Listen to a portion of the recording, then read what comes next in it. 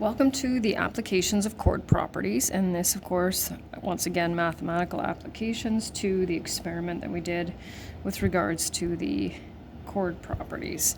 So it looks like there are a lot of them, as you can see over here, but really it's not too bad. It's kind of just different pieces. So what we learned when we did that second experiment is that the perpendicular from the center of a circle to a chord divides the chord into two equal parts.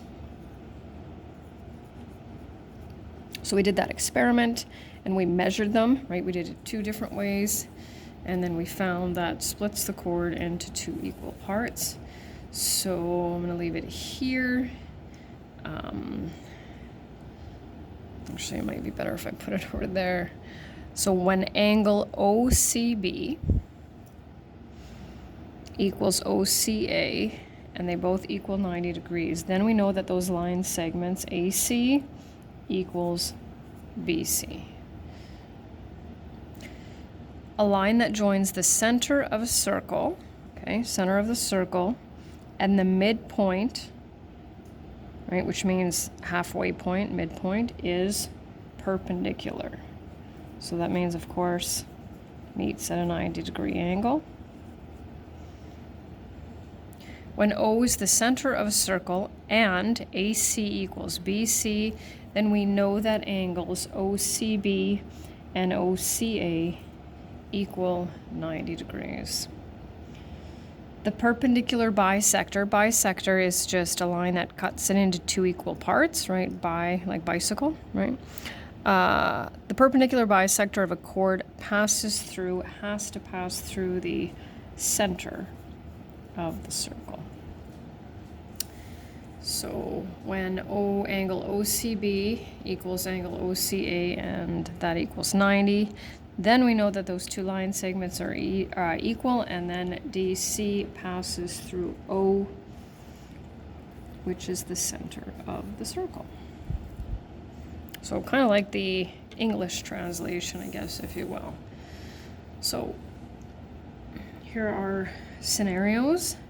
So now we have if OW, there it is, that's a radius, is perpendicular to XY, what is the measure of angle OZX? Well, you can see that it goes from the center of the circle, so then we know that it has to form a 90-degree angle. And what is the relationship between XZ and YZ? Well, we know that XZ has to equal YZ. So we're just going over to here now. Here are our calculations. So now we're going to deal with the right side of the diagram. If OP is perpendicular to MN, what is the measure of angle OQN? So same scenario, right? We've got another right angle here, and I highly recommend putting them in when you know they are there. Then it says if OQ is 6.1 centimeters, we'll just tuck that in there, and QN is 14.2 centimeters.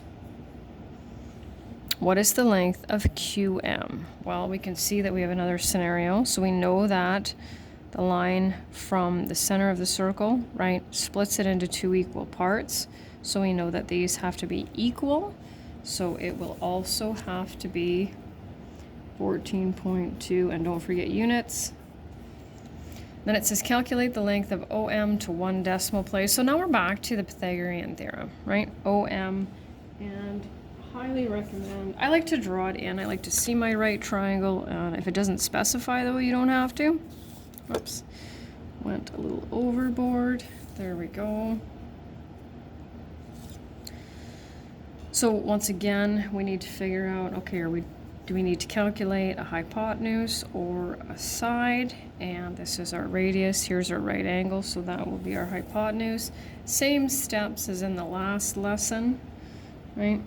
So this time I'm going to skip the one that's optional.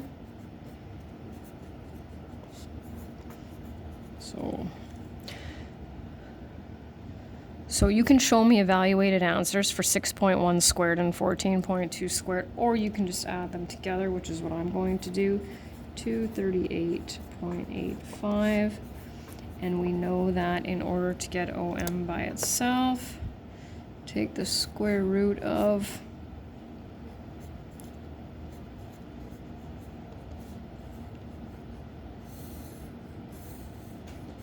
there we go. What is the length of OP?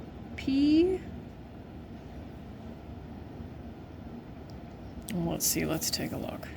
So we just finished calculating OM, which is 15.5. And what part of the circle is that? Well, that's a radius, right? Going from the center of the circle to the end of the circle.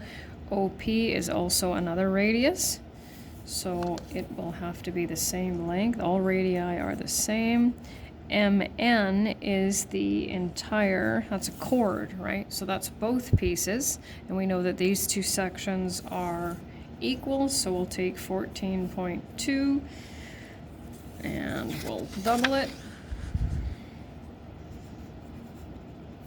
and we end up with 28.4 centimeters.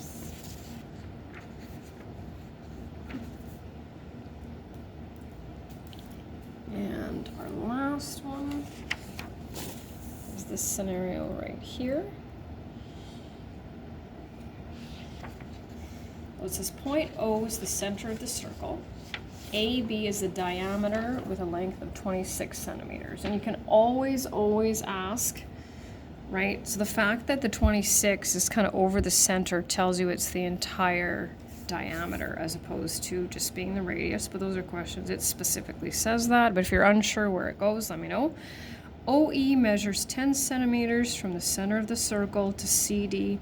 What is the length of the chord? So this side squared plus side squared equals hypotenuse squared only works when we're dealing with right triangles. That's it. So we don't have one that's drawn in for us, right? But we know that if we can calculate this piece, that we can double it, right? Or this piece, right? Because we know that these line segments are going to be the same. So we need a right triangle. So I am going to put in this one here. That helps. So what's the length of my radius? OC is a radius. Well, we need two measurements. Well, it's not directly there, but if the diameter is 26, what is the radius? Radius will be 13.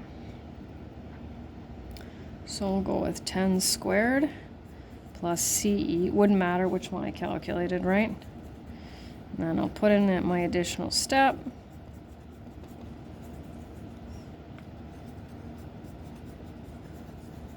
Take the square root of both sides. It says 1 decimal place. So now I have that length. So in order to get CD, we'll double it.